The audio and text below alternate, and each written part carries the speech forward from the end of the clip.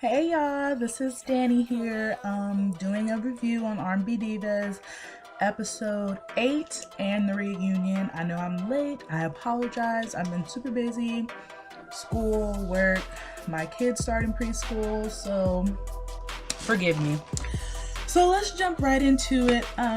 Episode 8, previously on episode 7, we left off with Kelly premiering her Nacho Mama monologue, her idea for it. At the beginning, initially, Claudette expressed some concerns about it because, for me, I felt like her story was really intense, and that's why she had a problem with it.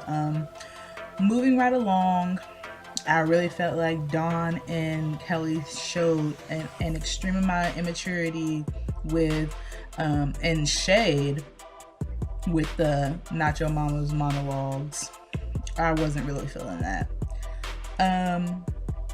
I did feel like we got to see a bit more of Claudette and her personality in episode 8 when Shantae went over her house. And I know some of you guys are like, you don't remember it, but like I take notes when I see something like that is interesting or noteworthy. I'll just press pause and go ahead and make myself a little note. So yeah. Okay. Yeah. Shantae, still loving you. Loving you. There was troubles with the monologues, but I'm not gonna lie, it felt like a bit contrived. So I'm not gonna really step into that or really go into that because I felt like it wasn't real. I mean, they knew what they were doing. I mean, just saying. Claudette says, "Oh, I'm backing out. I'm not gonna do the monologues again." To me, contrived, fake, whatever. Now let's get into the actual monologue. Shantae's story. I related to it. Shantae and Claudette's story. I related to it. What the heck? Hold on, y'all. Hold on, my laptop about to die. Yeah, I mean, I related to it in a way.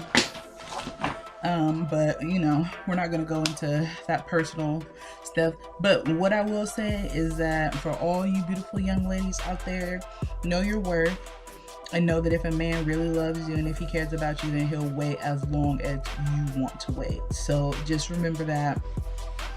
Yeah, Little Mo did her Little Mo versus Cynthia. And fun fact, when Little Mo got busted upside the head, she was in Northern California.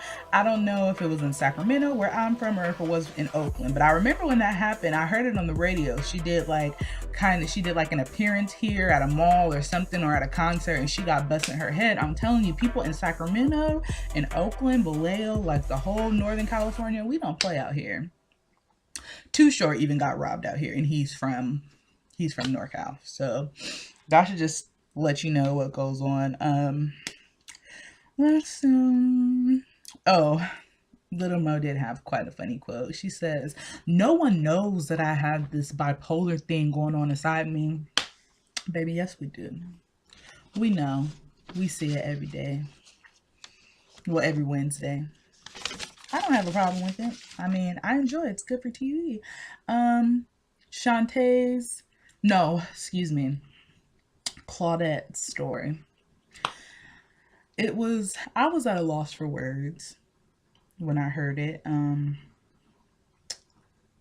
Yeah, things like that are very hard and very difficult for me to deal with because I'm an extremely emotional person. I could watch something on TV and just feel like, I know, or even if I don't know, it's just hard to watch.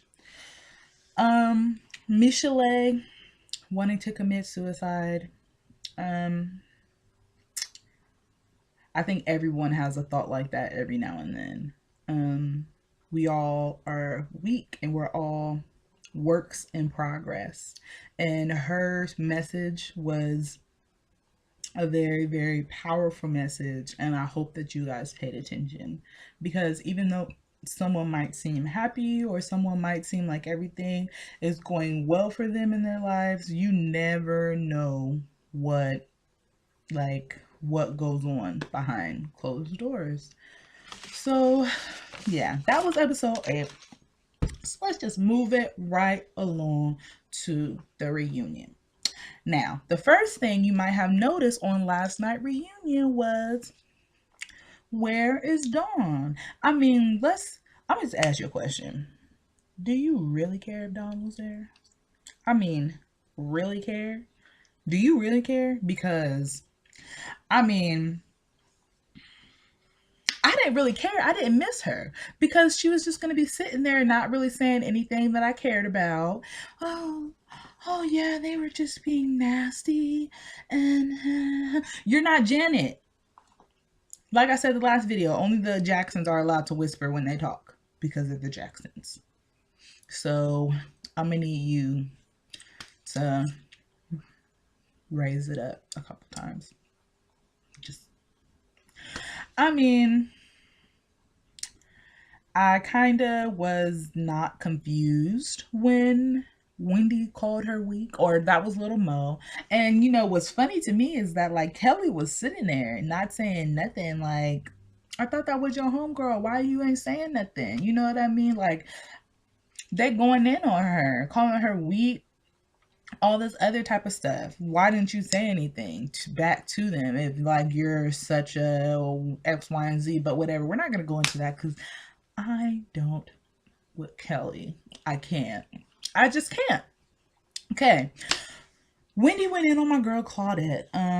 I just felt like her explanation was a little bit too nice. I feel like if someone would have got at me like that, not to say that I would have an attitude, but I would be straight to the point. I mean, let's be honest.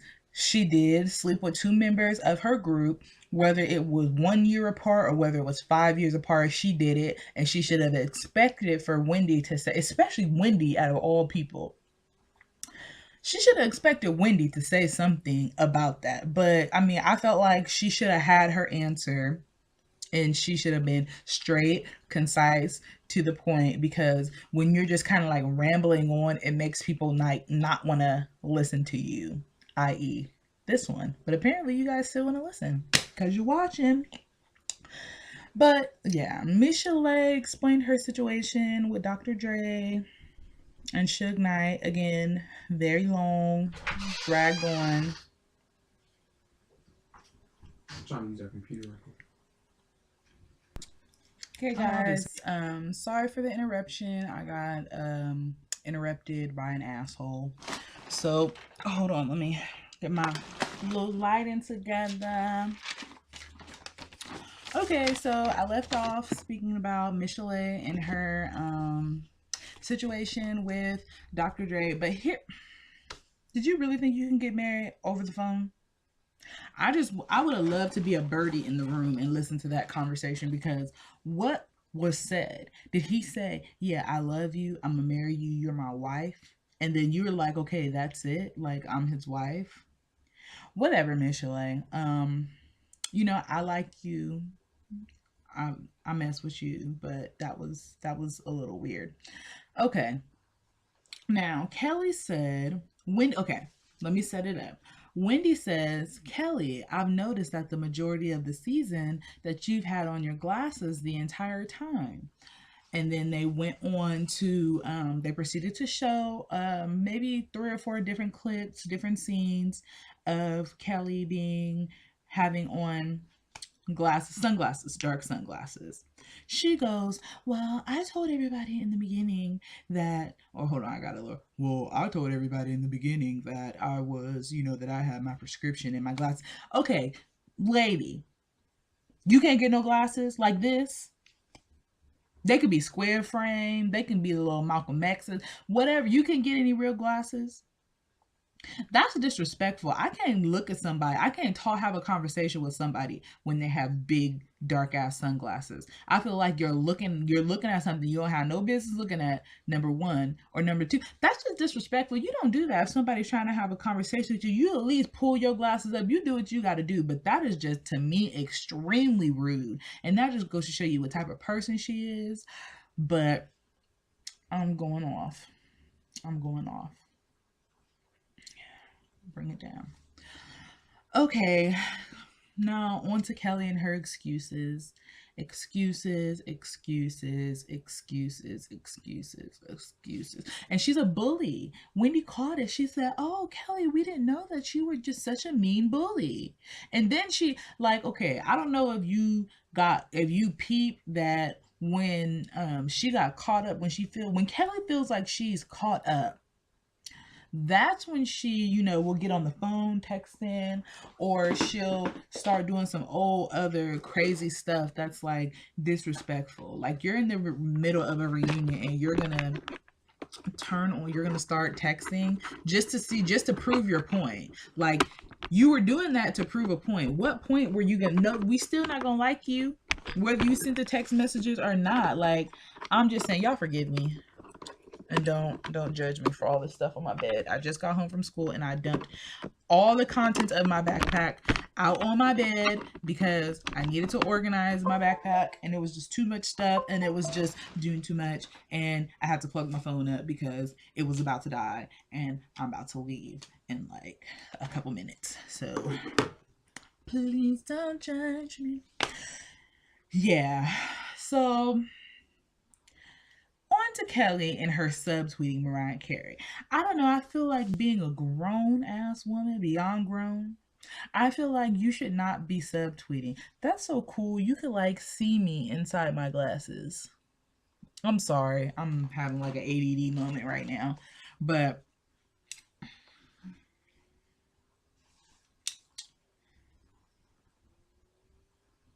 put flexi rods in this last night.